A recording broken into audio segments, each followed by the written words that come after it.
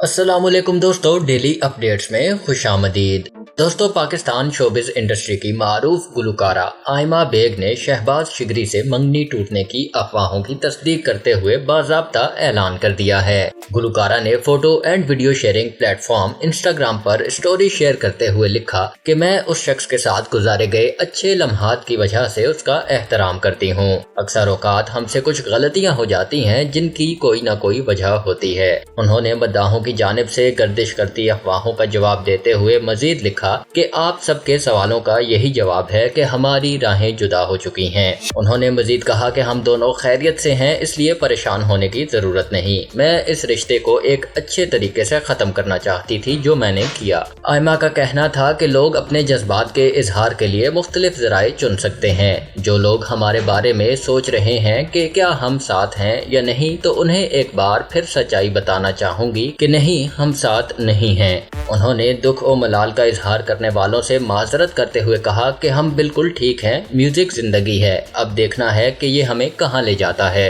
Aima bag ने इस हवाले से इंस्टाग्राम पर शेयर की गई स्टोरी और पोस्ट चंद घंटों बाद ही डिलीट कर दी थी। वाज़ेह रहे कि आयमा बेग और शहबाज शिगरी ने गुज़िश्ता साल अहले खाना, दोस्तों और शोबिज़ शख्सियात की मौजूदगी में मंगनी की थी। रवां साल जून में दोनों के दरमियान इख्तिलाफात की खबरें सामने आईं, जिस पर आयमा बेग और शहबाज शिगरी ने photo and video sharing application Instagram पर एक दूसरे को अनफॉलो और तस्वीर को डिलीट कर दिया था।